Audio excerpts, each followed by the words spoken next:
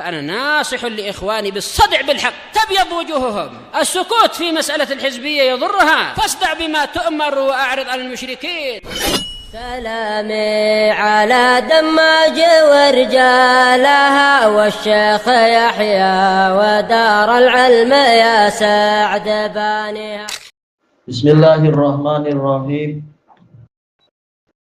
Kita masuk ke qala al-Imam An-Nawawi rahimahullahu taala, al-hadisul khamis wal ishrun ba'dal mi'atain wa alaf, 1225. Wa an Ibni Mas'udin radhiyallahu anhu qala dzukira indan Nabi sallallahu alaihi wasallam, diceritakan kepada Nabi sallallahu alaihi wasallam, rajulun nama lailatan hatta asbah, seorang lelaki yang dia itu tidur semalam penuh hingga masuk di waktu pagi. Qala dzaka rajulun bala syaitanu fi udhunai, Nabi menyatakan itu adalah seorang lelaki yang setan kencing di kedua telinganya. Au qala fi udhunai, ya di apa biasanya ya, muttafaqun alaih, sama kan ya? Oh cuma apa fi udhunih itu ya di, atau Nabi mengatakan bukan dengan musanna tapi mufrad, di telinganya, tidak disebutkan dua telinga tapi di telinganya. Muttafaqun alaih. Tayyib. Apakah ini termasuk wisyayah, yaitu suka lapor, melaporkan orang, melaporkan teman? Tentunya tidak demikian. Telah dijelaskan oleh Al-Hafidz Ibnu Hajar rahimahullah tatkala mensyarah hadis Ibni Mas'ud, tapi bukan hadis yang ini, yaitu hadis yang terkait dengan peristiwa Fathu Makkah. Itu Ibnu Mas'ud melaporkan sejumlah sahabat yang berkata tidak sesuai dengan syariat terhadap Nabi Muhammad, menuduh Nabi Muhammad condong kepada kaumnya dan sebagainya, atau tidak adil dalam masalah pembagian. Beliau lapor kepada Nabi. Maka Al-Hafidz Ibnu Hajar mengatakan ini tidak termasuk jenis wisyayah atau namimah. Kenapa? Karena yang namanya wisyayah atau namimah itu tujuannya untuk merusak atau menimpakan kebatilan, menimpakan bahaya kepada pihak yang dilaporkan. Sementara ini Ibnu Mas'ud, beliau melaporkan kepada Rasulullah agar apa? Yaitu mengetahui kebenaran, yaitu agar tahu bagaimana jawaban yang benar terhadap tuduhan-tuduhan tadi. Dan Rasulullah adalah waliul amr tertinggi di umat ini. Beliau berhak untuk menimpakan hukuman sesuai dengan syariat dan sebagainya. Tayyib. Maka yang seperti ini bukan bagian dari namimah dan wisyayah, tapi ingin agar hukum syar'i yang ditegakkan, bukan hukum ra'yu, tapi hukum Nabi yang ditegakkan. Tayyib. Maka di sini ada yang bercerita, wahai Rasulullah, itu si fulan tidur semalam penuh hingga pagi. Ini tidak termasuk ghibah, tidak termasuk namimah dan wisyayah, karena orang itulah yang memang melanggar syariat. Apakah syariat yang wajib ataukah syariat yang mustahabah atau wajibah, diperselisihkan oleh para ulama. Maksudnya dia tidur hingga pagi ini apa? Pendapat pertama, dan itu dibahas oleh Al-Hafidz dalam Fathul Bari, maksudnya adalah dia tidak tidur, dia tidak sholat malam. Walaupun sholat malam itu tidak sampai wajib, tetapi aib untuk orang yang punya kemampuan tapi dia tidak mau. Ini aib. Tayyib. Bahkan Imam Ahmad mengatakan orang yang meninggalkan sholat witir, walaupun witir 1 rakaat, maka persaksiannya ditolak.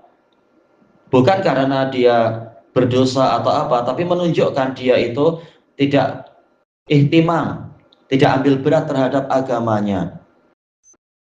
Ini pendapat pertama, yaitu dia tidak melakukan qiyamul lail.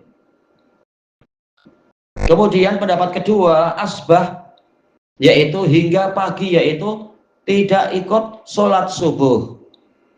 Berarti betul-betul dia itu melanggar kewajiban, kecuali kalau ada udzur, keletihan sangat, tanpa sadar, tertidur. Nabi pun pernah mengalami itu, sebagaimana dalam hadis Abi Qatadah, tidak disengaja. Cuma yang ini orangnya dohirnya memang cuai. Makanya Nabi menyebutkan hukuman terhadap dia. Menunjukkan orangnya yang cuai waktu itu. Tidak perhatian dan sebagainya.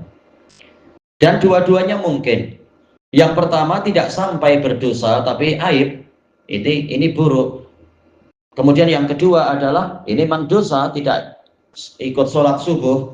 Dan ma'ruf, dalil tentang orang yang namaan anis sholah, tidur dari sholat, sehingga apa? Nanti di alam kuburnya kepalanya akan dipecah. Ma'ruf di dalam hadis Samurah itu, riwayat Bukhari Muslim. Tatkala itu dilaporkan kepada Nabi, dan ini bukan ghibah, karena agar orang itu mendapatkan nasihat karena dia melanggar syariat dan seterusnya, bukan sekedar untuk kita bersenang-senang memburukkan dia, bukan. Qal dzaka rajul, dia itu adalah seorang lelaki yang bala syaitanu fi udhunai, setan kencing di kedua telinganya. Au udhunih, yaitu mungkin sekedar di telinganya, entah dua entah satu, Allah lebih tahu. Apa kena mengena dengan telinga? Karena yang memudahkan untuk seseorang bangun itu adalah mendengar suara di telinga. Dan inilah hikmahnya kenapa telinga tidak diberi penutup. Kalau mata diberi penutup. Tapi kenapa telinga tidak diberi penutup? Agar kalaupun dia tidur, dia mudah untuk nanti terjaga ketika mendengar sesuatu. Makanya alat untuk membangunkan memang bukan cahaya ya, bukan cahaya lampu apa, mata tertutup, tapi suara. Agar telinga itu cepat menangkap suara tadi, memproses dan terjaga kesadarannya kembali.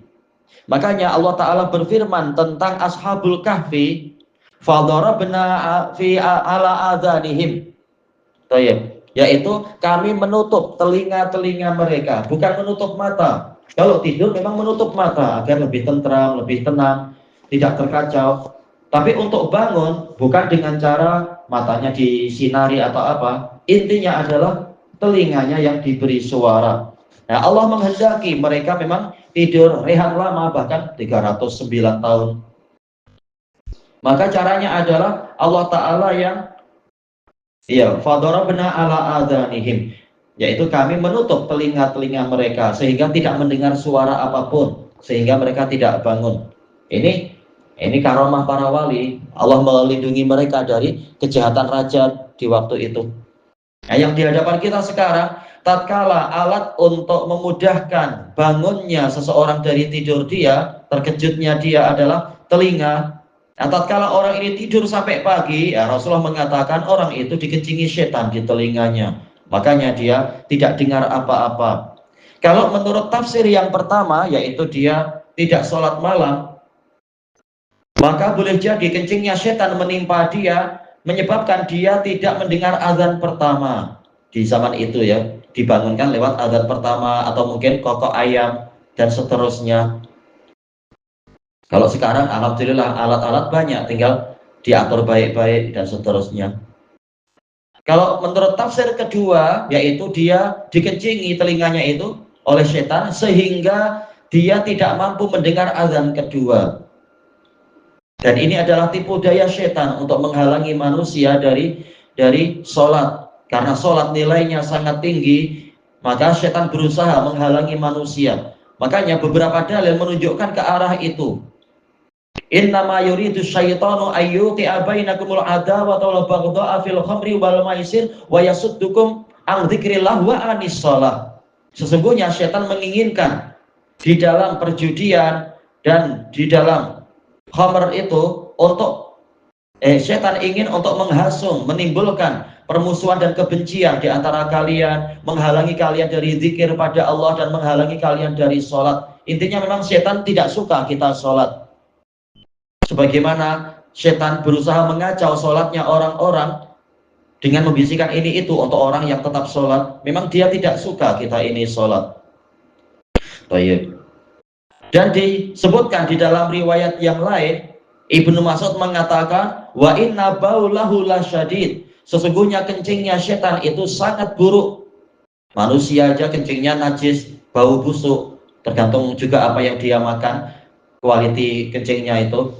Bagaimana setan yang tidak mengharamkan apapun istilahnya, entah seburuk apa kencingnya, naudzubillah. Ini perkaranya adalah apakah ini hakiki ataukah sekedar maknawi. Sebagian pensyarah yang terpengaruh, yang terkesan ilmu kalam, mereka mengatakan ini hakiki saja. Ini adalah sekedar majas, ini maknawi. Bukan setan betul-betul kencing, karena setan sendiri sekedar makna saja, bukan betul-betul ada setan itu. Sekedar makna, yaitu kekuatan keburukan. Dan ini batil tentunya. Setan betul-betul ada, mampu makan, mampu minum, mampu menikah, mampu dan seterusnya. Maka Rasulullah mengatakan setan kencing itu pasti betul. Nah, sebagian pensyarah lancang mengatakan bukan begitu. Setan tidak betul-betul ada dan setan tidak betul-betul kencing. Cuma ini kiasan, ini majas, yaitu orang ini kekuatan kejahatannya itu menghalangi dia dari sholat, dan itu aja. Menghalangi dia dari seruan untuk sholat. Nah, yang menyuruh siapa kalau gitu? Ini takwil lari kepada sesuatu yang akan membantah mereka sendiri. Setan yang menyeru mereka untuk berbuat kebatilan. Kalau menghalangi mereka dari seruan sholat, siapa yang menyeru? Jelas yang menyeru ya muadzinnya atau limatun malak, sebagaimana dalam hadis Aisyah, yaitu ada malaikat di dalam diri kita yang selalu menyerukan kebaikan. Sementara para pensyarah dari ahli kalam tidak mengakui itu. Tidak mengakui adanya malaikat yang betul-betul menyerukan kebaikan. Tapi sekedar ini kekuatan kebaikan itu sendiri dari badan manusia, dari jiwa manusia. Takwil seperti ini salah. Yang betul adalah setan betul-betul ada dan dia kencing. Nabi tidak dusta. Nabi mampu mengatakan, oh itu begitu. Tapi tatkala Nabi mengatakan setan kencing, berarti memang betul, memang setan kencing di telinga orang itu. Bukan sekedar kekuatan di dalam jiwa, memang telinga dia yang dikencingi. Cuma mata kita tidak mampu melihatnya. Dia ada di dimensi yang lain, atau yang semacam itu istilahnya. Baik. Dan sebagian pensyarah mengatakan ini adalah hukuman terhadap orang yang tidak berzikir ketika dia tidur. Mungkin tidak baca ayat kursi atau zikir-zikir yang lain yang menjadi perlindungan. Akhirnya setan mendekat kemudian mengencingi telinga dia. Dan ini adalah, kata para ulama, ini adalah penghinaan. Ya, jelas dikencingi di telinga adalah penghinaan. Siapa yang rela dikencingi? Apalagi kalau yang kencing adalah setan. Ini penghinaan betul-betul. Jadi bahan permainan setan. Penghinaan yang hakiki. Baik. Maka kuncinya, kata para ulama, kuncinya adalah banyak berzikir dan memiliki tekad yang kuat untuk bangun. Insya Allah kalau ada tekad kuat, nanti akan terbangun sebelum sholat subuh dan yang semacam itu. Dan kembali kepada perlatihan, melatih diri. Lama-lama insya Allah terbangun juga. Setiap kita memiliki jam biologi. Dengan seizin Allah Ta'ala, ada jadwal-jadwal yang badan terbiasa dengan itu, asal dilatih.